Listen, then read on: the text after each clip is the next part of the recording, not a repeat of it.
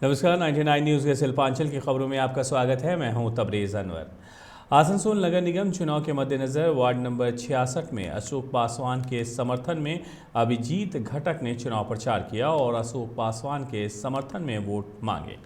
उन्होंने कहा कि ममता बनर्जी ने पूरे इलाके में विकास कार्य किया है। पार्टी ने जिसे भी टिकट देकर उम्मीदवार बनाया है, हम सभी को उसका भरपूर सहयोग करते हुए उसे जीत दिलाना है। करना चाहूंगा, ये प्रार्थना करना चाहूंगा। कुल्टी के 65 नंबर वार्ड में कुल्टी विधायक डॉक्टर अजय कुमार पोद्दार ने पार्टी कार्यालय का उद्घाटन किया। उन्होंने कहा है कि वार्ड 65 में बीजेपी बहुत मजबूती के साथ चुनाव लड़ रही है और जनता का प्यार भी मिल रहा है।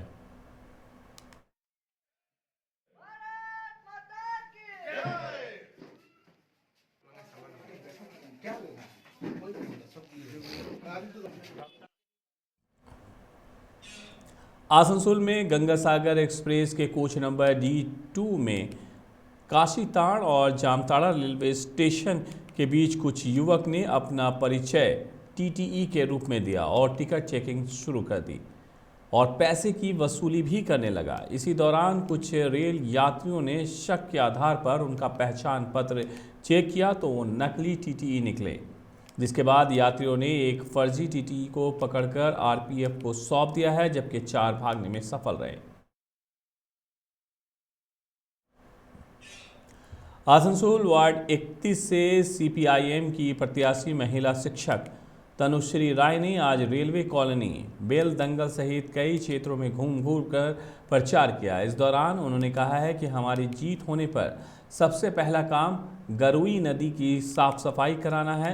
इलाके में जो कचरा का डंपिंग ग्राउंड है उसे भी हटाया जाएगा।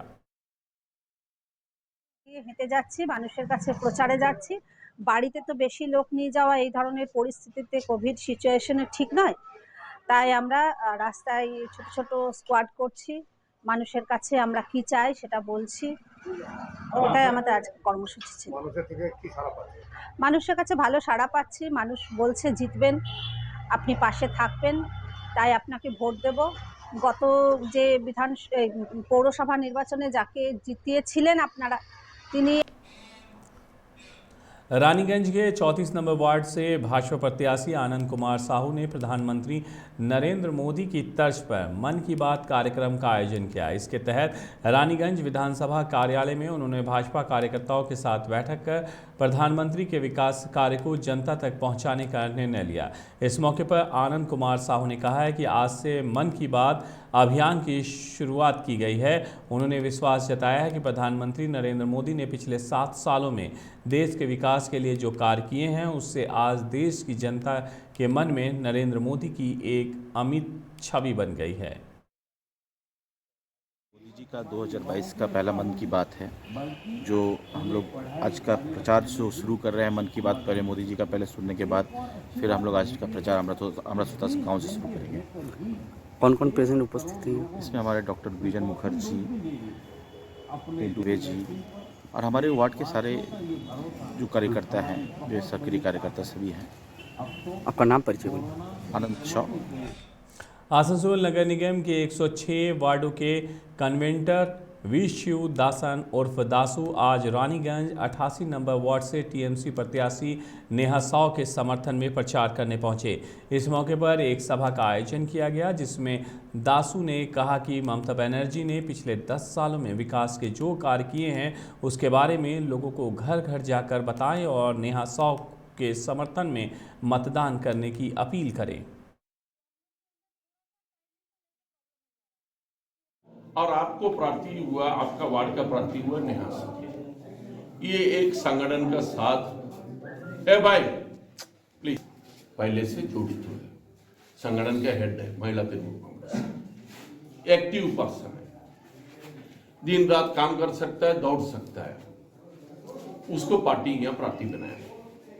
हम लोग जो पिछला बोर्ड में 106 वार्ड में 77 वार्ड हम लोग जीता था तृणमूल कांग्रेस 2015। इस 77 वार्ड के अंदर इस इलेक्शन में हम लोग 46 तो कैंडिडेट को जो सिटी काउंसलर था, जो एक्स हो चुका था, उसको हम लोग टिकट देने नहीं सके। उस जगह पर परिवर्तन लाया, अंदर पार्टी नेतृत्व ये परिवर्तन लाया है। इसका दुर्गापुर पुलिस कमिश्नरेट की तरफ से सेव ड्राइव सेव लाइफ परियोजना के तहत लोगों को ट्रैफिक नियमों के बारे में जागरूक किया गया। इस दौरान आज रानीगंज ट्रैफिक विभाग की तरफ से बोरो 2 के पास एक अभियान चलाकर हर आने जाने वाले को ट्रैफिक नियमों की जानकारी दी गई, साथ ही नियमों को पालन करने की अपील भी की गई।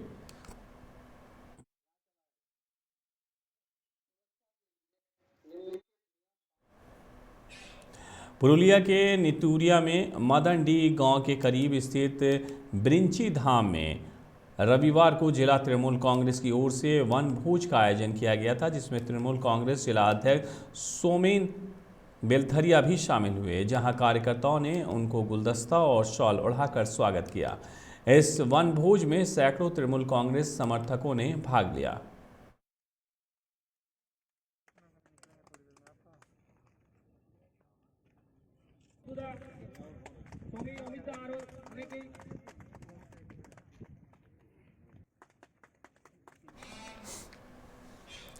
रानीगंज में मतदान से पहले तनावपूर्ण स्थिति पैदा हो गई है। टीएमसी के लोगों पर घर में घुसकर बीजेपी कार्यकर्ताओं की पिटाई करने का आरोप लगाया जा रहा है।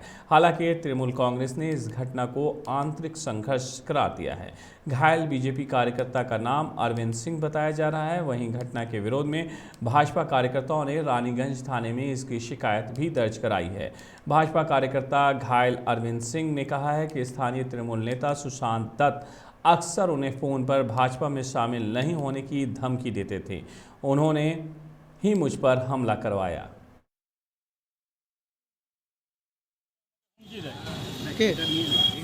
এই ওয়ার্ডেরই তৃণমূল গুন্ডা বাহিনী বলতে পারেন, যার নাম হচ্ছে টুলু। টুলু বলে আমরা টুলুদা বলে চিনি, আর টুলুদা বলে এসেছি।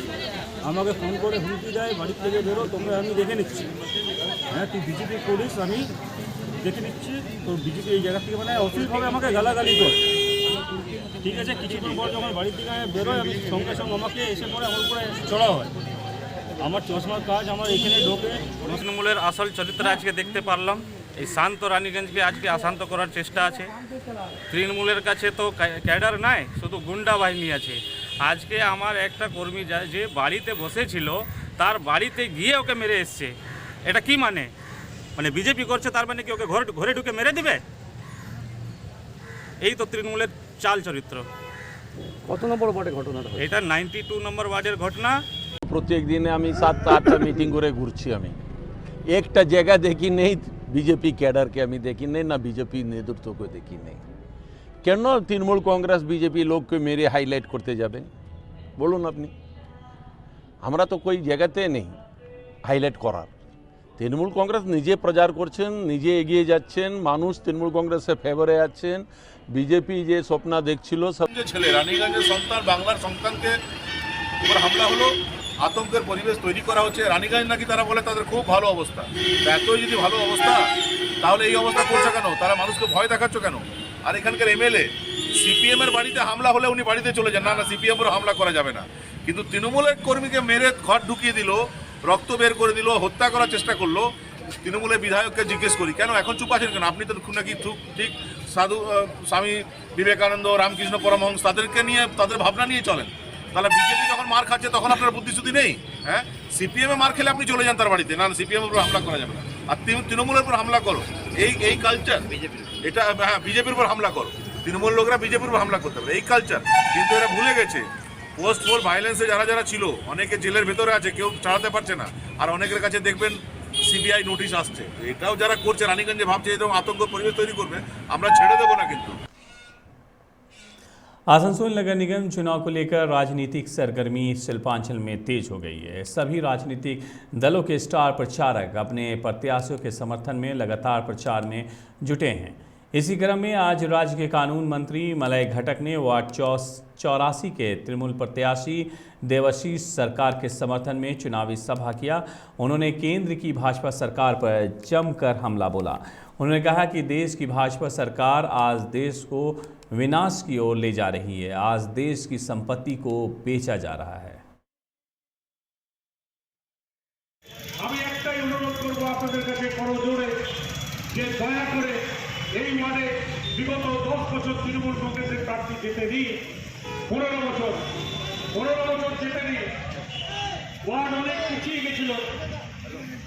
এইবারে জোড়াফুল চিহ্নে তৃণমূল কংগ্রেসের প্রার্থীকে ভোট দিন।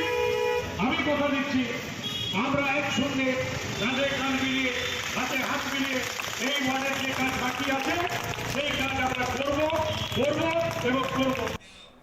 आसनसोल के वासुदेवपुर जेमारी क्षेत्र में एक युवक की धारदार हथियार से हत्या कर दी गई और शव को खेत में दफन कर दिया गया। क्षेत्र के लोगों ने दोषियों की गिरफ्तारी की मांग को लेकर जेमारी मोड़ को जाम कर प्रदर्शन किया। परिवार का आरोप है कि उनके बेटे की हत्या की गई है। मृतक की पहचान जेमारी मोडांग गाल क्षेत्र निवासी शेख राहुल उर्फ शेख आरिफ के रूप में की गई है। वहीं पुलिस शव को कब्जे में लेकर जांच में जुट गई है। परिजनों का आरोप है कि सलानपुर थाने में गुमशुदगी की शिकायत दर्ज कराने गए तो पुलिस ने उन्हें भगा दिया। उसका एक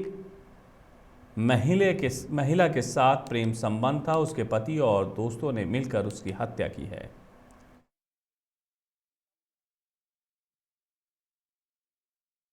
শুক্রবার সকাল 10টার সময় ও বাড়ি থেকে টিফিন করে বেরিয়ে যায়।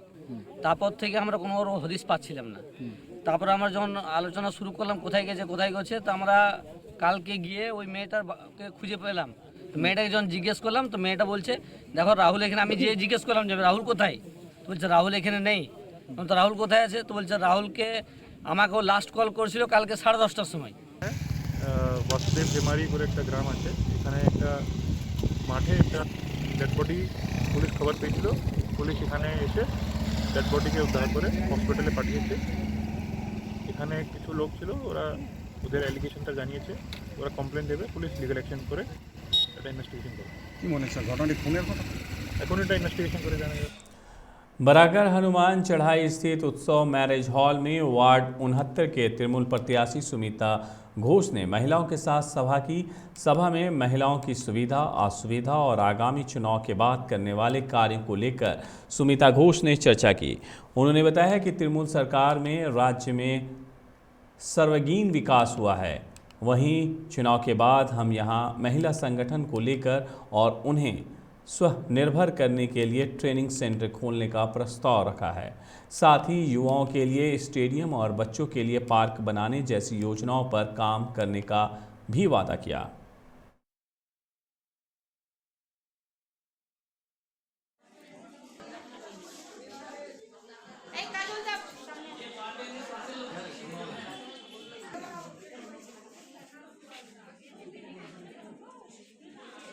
घोष से आज यहाँ पे उनके द्वारा महिला कर्मी सम्मेलन का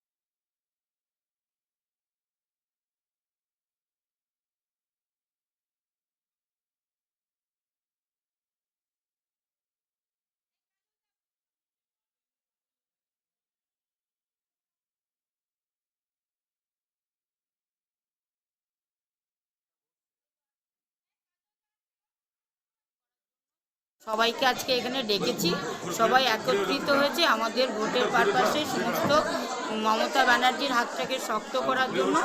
এইখানে যে 69 নম্বর ওয়ার্ডে যে ক্যান্ডিডেট আছে সেই ক্যান্ডিডেটকে সহযোগিতা করার জন্য সকলে এখানে উপস্থিত হয়েছে।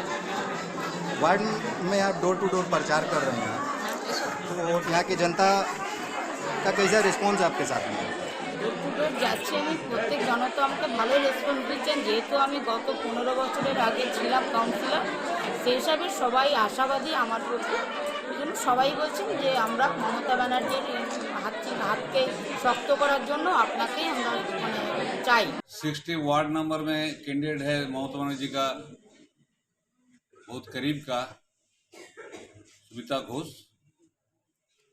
महिला को आगे बढ़ाने के लिए ममता बनर्जी जो सामने रखा लेडीज को, ये सुमिता घोष उसमें एक आदमी है। और मेरा ख्याल से जितना वार्ड का जो प्रगति है, जितना प्रोग्रेस करना। 99 न्यूज़ के शिल्पांचल की खबरों में फिलहाल इतना ही। धनबाद और आसपास की बाकी खबरों के लिए बने रहिए 99 न्यूज़ के साथ। नमस्कार।